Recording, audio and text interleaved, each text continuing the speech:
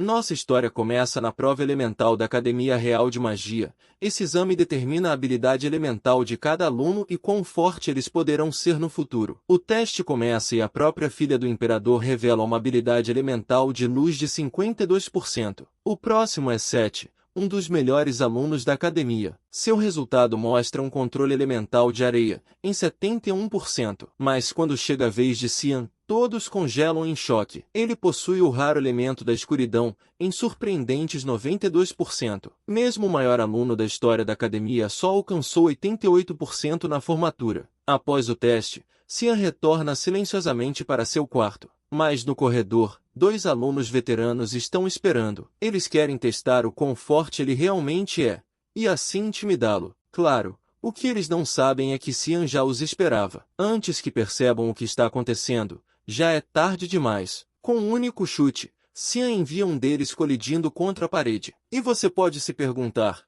que tipo de mago tem tanta força física e velocidade? A resposta é simples. Ele era um assassino mortal em sua vida passada. Apesar de enfrentar o esquadrão de cavaleiros mais talentoso do continente, o Cian Verde se recusou a desistir. Ele era um filho bastardo de um duque, e também o assassino mais temido de todo o continente. Desde que se lembra, seu pai o encarregou de apoiar seu irmão legítimo de outra mãe, e também proteger a honra de seu clã. Ao fazer isso, ele se tornou o catalisador oculto por trás da ascensão de Ashelver ao poder. Ele executou cada ordem sem hesitação, assumindo todo o trabalho sujo. Fosse ajudando Ashel na luta pela sucessão imperial, eliminando rivais durante a invasão do exército do Rei Demônio ou travando guerra para unificar o continente. No entanto, após anos de lealdade inabalável, a única recompensa que recebeu foi a traição. Seu próprio irmão o rotulou como nada mais do que um assassino vil que se intrometeu com os poderes proibidos da névoa. Usando isso como desculpa, Ashel conspirou para eliminá-lo. Cian não conseguia suportar ser descartado tão facilmente após sacrificar tanto sem questionar. A raiva o consumiu e ele tentou derrubar seu irmão antes de acabar morrendo. Mas contra essa imitação barata de Gilgame, ele não teve chance e foi abatido.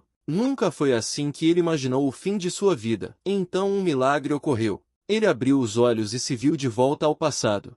E a primeira pessoa que viu foi Emily, a empregada que ele não via há 20 anos. Seus olhos escaneiam a sala. É definitivamente o passado. Ele se lembra claramente deste momento. É 27 anos atrás, o ano 985, um ano antes de entrar na academia.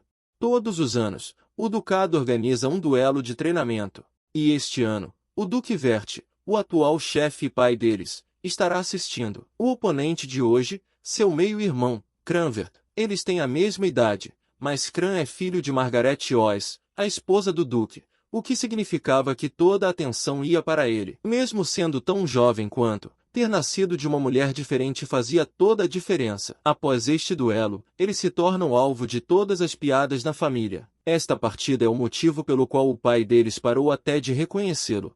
A empregada silenciosamente o incita a desistir antes de se machucar. Ele a ignora e saca sua rapieira. O peso da arma o pega de surpresa. Sua força realmente é a de uma criança. Não parece um sonho. Não há magia de ilusão em jogo aqui. Ele aceita. Isso é real. Ele voltou. Cran desdenha e zomba dele, perguntando por que ele ainda não fugiu. O Duque sinaliza para o início da partida. Seu oponente avança imediatamente, mas os olhos de Cian captam o movimento. É lento, obviamente. Ele se esquiva sem muito esforço. Uma rápida torção do pulso afasta a lâmina. Ele chuta uma perna para fora, enviando o Cran colidindo com o chão.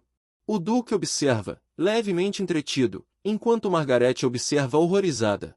Uma única estocada em sua garganta terminaria a partida e lhe daria a vitória, mas ele hesita. Vencer não é suficiente.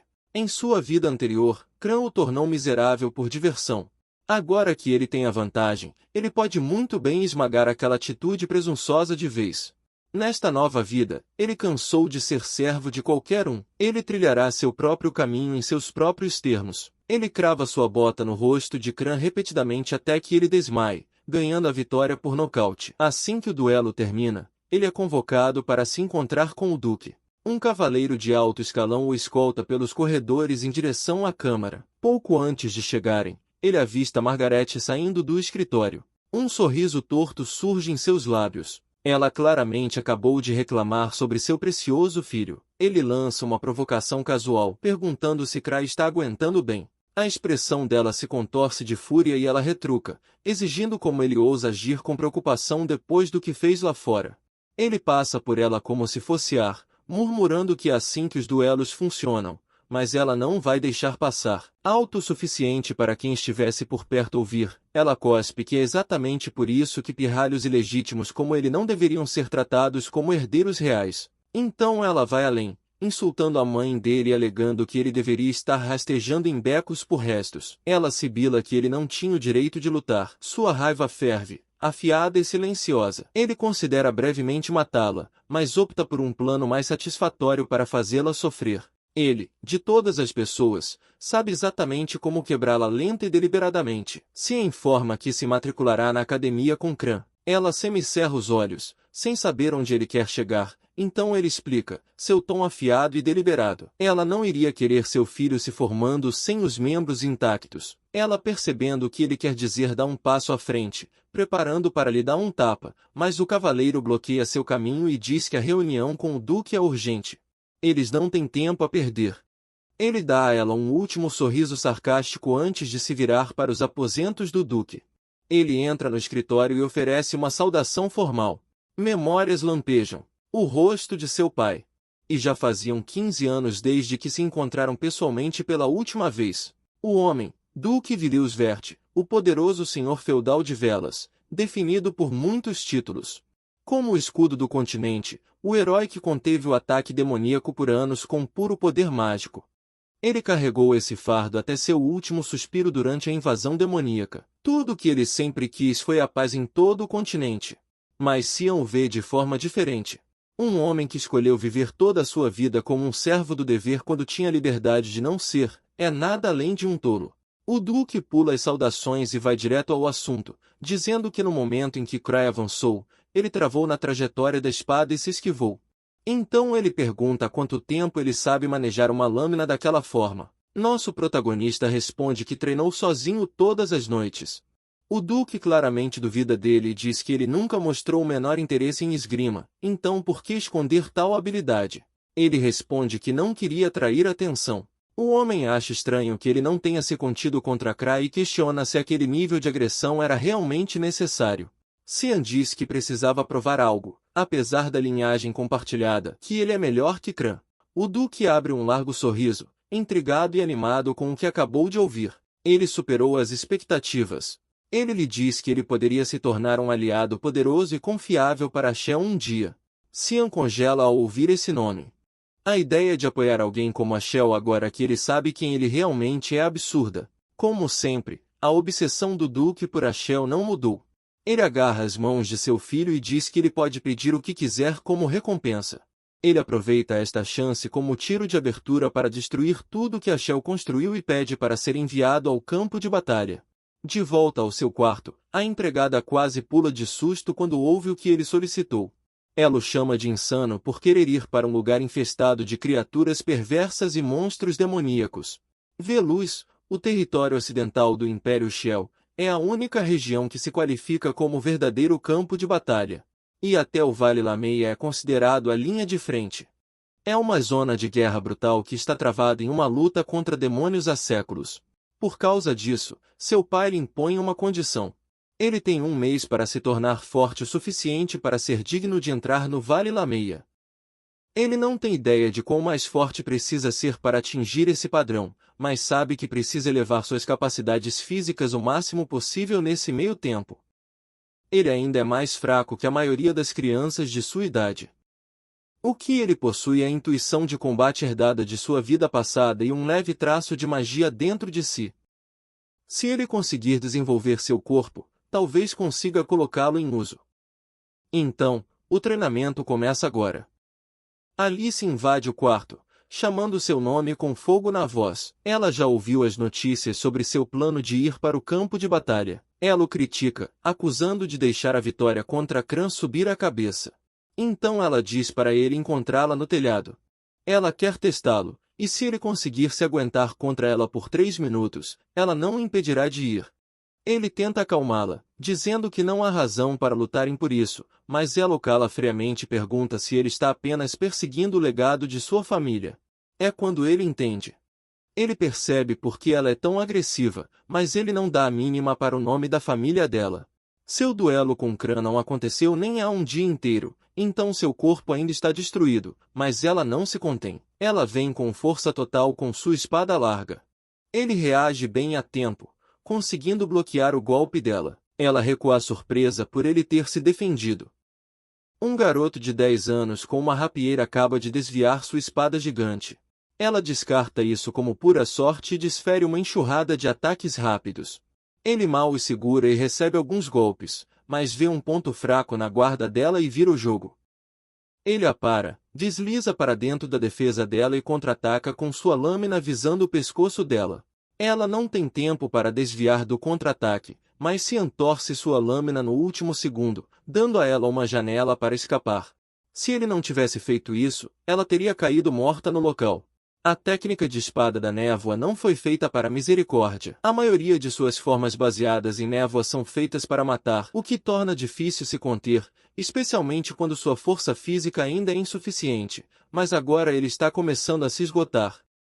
Para compensar o que seu corpo não aguenta, ele tem forçado mana através de sua espada e está prestes a atingir o limite. Ele a flagra no meio de um encantamento, misturando terra e vento em sua lâmina, e muda de postura. A determinação no rosto dela diz que ela vai com tudo, então ele se prepara para o impacto, sabendo muito bem que tentar bloquear aquele golpe poderia enviá-lo voando para fora do castelo. Ele avança, esperando que a adrenalina pura e a fé cega desbloqueiem sua magia no meio da corrida. Mas antes que as lâminas se conectem, o cavaleiro Ulen aparece e encerra tudo, bloqueando ambos. Ele a repreende por ir longe demais com alguém mais jovem. A realidade bate rápido. Ela pisca, e de repente o puxa para um abraço, tremendo e se desculpando por ter explodido. Ela só queria impedi-lo de se jogar no campo de batalha. Ele entende. Ele sabe como ela é.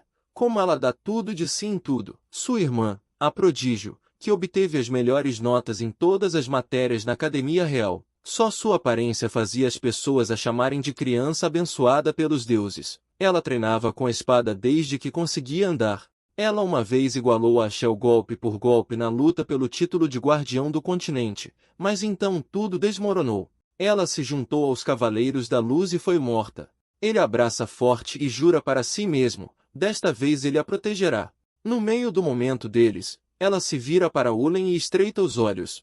Ele não era o cavaleiro pessoal do Duque? O que ele está fazendo aqui se o Duque já partiu para a guerra? O cavaleiro diz que está apenas agindo sob ordens para guardar Cia enquanto o Duque estiver fora.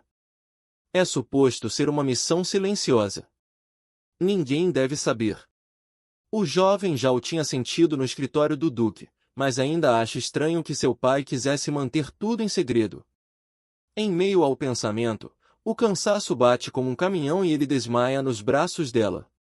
Ela sorri suavemente, pensando consigo mesma. Ele realmente ainda é apenas uma criança. Na manhã seguinte, ela volta para a academia. Ele começa a trabalhar no treinamento de seu corpo. Ele mal consegue fazer 10 flexões. Ainda fraco, e a necessidade de ficar mais forte está cada vez mais alta. Pelas últimas 2 semanas, ele tem se esforçado no treinamento de força. Sem resultados. Ele sente falta da força que costumava ter. Ele precisa de algo, qualquer coisa que funcione. Enquanto ele afunda nesse poço, a empregada entra com uma mensagem. Um pacote de sua irmã chegou. Dentro há uma garrafa de sangue de Elion, cão infernal. Algo que ele havia pedido a ela. Um material raro do Vale Lameia. O sangue de uma besta demoníaca notória por seu cheiro horrível e gosto de queimado. As pessoas dizem que é venenoso, mas por experiência ele sabe melhor. Ele dá um impulso permanente à mana e ao poder físico. A empregada parece horrorizada e pergunta se ele vai realmente beber aquilo. Ele dá de ombros e diz a ela que, depois de sobreviver à comida dela, isso é basicamente chá. Então vira tudo de uma vez. O calor e a onda de poder se espalham pelo seu sistema. Então ele diz que vai dar uma volta. Ele vai para um lugar de que se lembra claramente de sua vida passada. Ele está esperando há 2 semanas para fazer isso especificamente por um momento em que Ulen não esteja por perto para relatar. Anos atrás, Ashel recebeu uma revelação divina de Lumenel, o deus da luz. Falava de um templo antigo escondido nas montanhas. Ele não tinha acreditado na época, mas o lugar acabou sendo real. Uma zona onde a mana se reúne em alta concentração. Nesta linha do tempo, porém, essa profecia ainda não aconteceu. Ele é o único que sabe que o lugar existe. Ele se agacha, tateando a terra, procurando o ponto exato onde a mana se adensa. Então ele canaliza sua magia e a entrada do templo começa a se abrir. Ele entra no templo e instantaneamente percebe que algo está errado. Não parece exatamente o mesmo de antes.